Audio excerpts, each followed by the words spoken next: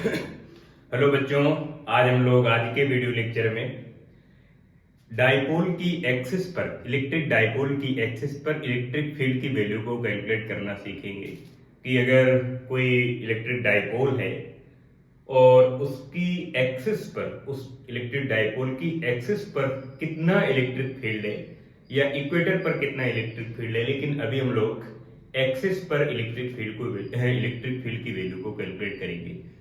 तो देखते हैं हमारे पास जो इलेक्ट्रिक डाइपोल है उस डाइपोल की लेंथ कितनी है, चार्ज कितना है। इलेक्ट्रिक डाइपोल एक ऐसा इलेक्ट्रिकल सिस्टम होता है जिसमें दो चार्ज सेम मैग्नीट्यूड के दो इलेक्ट्रिकल चार्ज होते हैं, बट दोनों का नेचर अपोजिट होता है। एक पॉजिटिव होता है, दूसरा नेगेटिव होता है। जैसे एक इलेक्ट्रॉन है, एक प्रोटॉन है। तो इलेक्ट्रॉन का चार्ज नेगेटिव है, प्रोटॉन का चार्ज पॉजिटिव है, तो दोनों मिलकर डाइपोल को बना सकते हैं। दोनों चार्ज पार्टिकल के बीच की जो डिस्टेंस है उस डिस्टेंस को हम डाइपोल की लेंथ कहते हैं। तो समझते हैं डाइपोल और इसकी लेंथ और इसकी एक्सिस। सपोज दैट यहां पर मेरे पास एक नेगेटिव चार्ज है माइनस का क्यू, और यहां पर एक प्लस का क्यू चार्ज है प्लस का क्यू। दोनों चार्ज को कनेक्ट करने वाली लाइन को डाइपोल की एक्सिस कहते हैं। तो ये लाइन है जो दोनों चार्ज को कनेक्ट कर रही है, तो ये एक्सिस हो गई, ये डाइपोल की एक्सिस हो गई, ये डाइपोल की एक्सिस हो गई। इधर ये इनफाइनाइट तक जाएगी एक्सिस, इधर भी इनफाइनाइट तक। इस डाइपोल की टोटल लेंथ अगर 2l है तो ये मिड पॉइंट हो गया, मिड पॉइंट O, ये पॉइंट A, ये पॉइंट B। और मुझे इसकी एक्सिस पर फील्ड की वैल्यू को कैलकुलेट करना है, तो आप लेफ्ट साइड कैलकुलेट कर सकते हैं या राइट साइड कैलकुलेट कर सकते हैं, माने इधर कैलकुलेट कर सकते हैं या इधर कैलकुलेट कर सकते हैं। ये है डाइपोल की axis, dipole axis of electric dipole, axis of electric dipole. इधर ये डाइपोल की एक्सिस पॉजिटिव इनफाइनाइट तक और पीछे की तरफ नेगेटिव इनफाइनाइट तक जाएगी। तो मुझे इलेक्ट्रिक फील्ड की वैल्यू इसकी एक्सिस पर कैलकुलेट करना है, तो आप लेफ्ट साइड कैलकुलेट कर सकते हैं या राइट साइड कैलकुलेट कर सकते हैं। मैं इधर वैल्यू कैलकुलेट करूंगा। इधर सपोज दैट इस P पॉइंट पर मुझे नेट इलेक्ट्रिक फील्ड की वैल्यू कैलकुलेट करना है इसके मिड पॉइंट से R डिस्टेंस पर, और जो R की वैल्यू है वो ज्यादा है एज कंपेयर टू L के कंपेयर में। इस डाइपोल की टोटल लेंथ अगर 2l है तो ये वाली लेंथ हो जाएगी l एंड ये वाली लेंथ हो जाएगी l।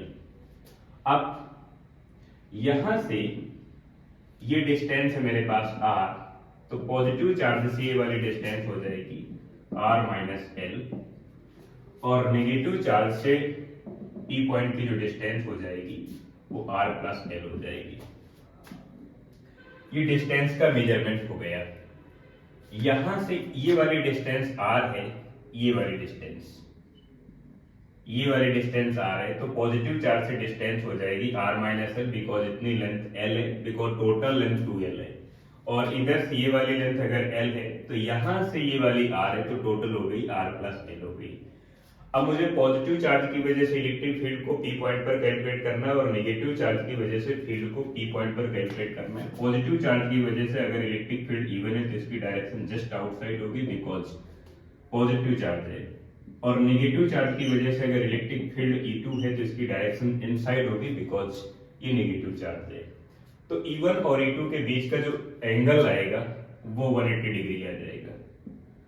और इस P पॉइंट पर मुझे नेट इलेक्ट्रिक फील्ड की वैल्यू को कैलकुलेट करना है, तो मैं पहले E1 और E2 को कैलकुलेट कर लेता हूं, फिर इसके बाद इसकी वैल्यू देखते हैं। Electric field, electric field electric field की वैल्यू को लिखते हैं E इक्वल टू, आप लिखेंगे 1/4πε0 या K mean electrical constant, Q divide by distance square. तो जो भी आपके पास डिस्टेंस है उस डिस्टेंस पे स्क्वायर कर देंगे। अगर आप पॉजिटिव चार्ज की वजह से इलेक्ट्रिक फील्ड को कैलकुलेट करेंगे तो पॉजिटिव चार्ज की वजह से इलेक्ट्रिक फील्ड हो जाएगी E1 mean electric field due two plus Q charge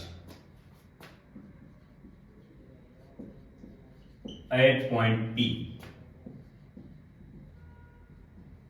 इस पी पॉइंट पर कितना इलेक्ट्रिक फील्ड है, तो इसे मैं कैलकुलेट करूंगा तो ये हो जाएगी मेरे पास even value, even equal to K mean electrical constant charge divide by distance square. तो चार्ज क्यू है डिवाइड बाय डिस्टेंस मेरे पास है, पॉजिटिव चार्ज से डिस्टेंस है r माइनस एल, तो मैं लिखूंगा r माइनस एल स्क्वायर। ये हो जाएगा इक्वेशन फर्स्ट। और नेगेटिव चार्ज की वजह से इसी पी पॉइंट पर इलेक्ट्रिक फील्ड कैलकुलेट करना है, तो मैं लिखूंगा electric field due to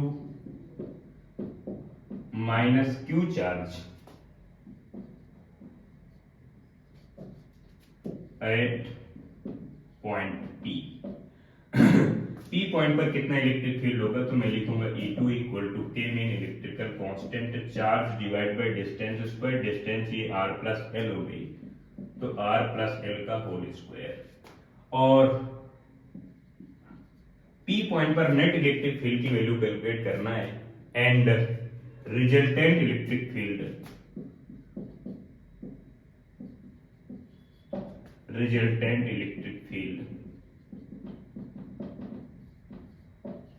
at point P on the axis of electric dipole। Electric dipole की एक्सिस पर कितना इलेक्ट्रिक फील्ड होगा, एक बार फिर समझ लेते हैं। पॉजिटिव चार्ज की वजह से जो इलेक्ट्रिक फील्ड है वो इवन है, और जब भी आपको इलेक्ट्रिक फील्ड की वैल्यू देखना है तो आप लिखेंगे इलेक्ट्रिकल कांस्टेंट, कई बार इसकी जगह 1/4πε0 लिख सकते हैं। ये 4 डिवाइड बाय डिस्टेंस स्क्वायर, तो डिस्टेंस जो भी आपके पास है उस डिस्टेंस का आप स्क्वायर कर देंगे। पॉजिटिव चार्ज से डिस्टेंस है r माइनस एल और नेगेटिव चार्ज से डिस्टेंस है r प्लस एल, तो मैं पॉजिटिव चार्ज की वजह से इलेक्ट्रिक फील्ड ये लिखूंगा और नेगेटिव चार्ज की वजह से इलेक्ट्रिक फील्ड को ये लिखूंगा।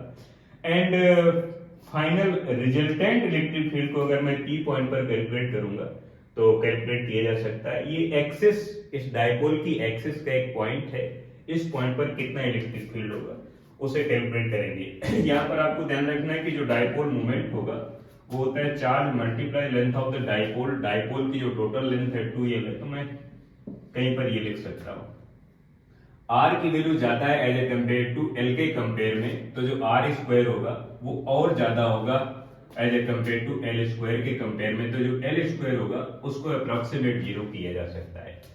तो फाइनली मैं पी पॉइंट पर नेट इलेक्ट्रिक फील्ड को अगर कैलकुलेट करूं तो किस तरह का फार्मूला बनेगा। अब नेट फील्ड पी पॉइंट पर कितनी होगी, तो वेक्टर फार्मूला आपके पास है r equal to square root a square plus b square plus 2ab cos theta.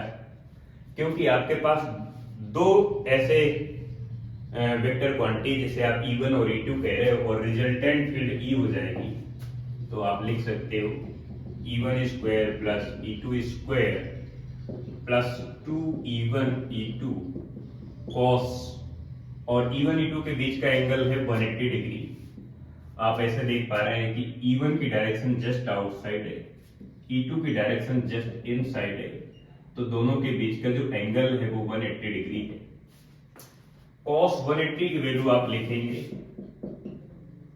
-1, तो यहाँ पर आप -1 लिख देंगे तो नेगेटिव फाइनली हो जाएगा। तो E mean resultant electric field equal to E1 square plus E2 square, ये फाइनली माइनस हो जाएगा 2E1 E2 हो जाएगा, और आप इसे लिख सकते हैं E1 माइनस E2 का होल स्क्वायर। एंड फाइनली आप लिखेंगे E mean resultant electric field E1 minus E2 लिखेंगे।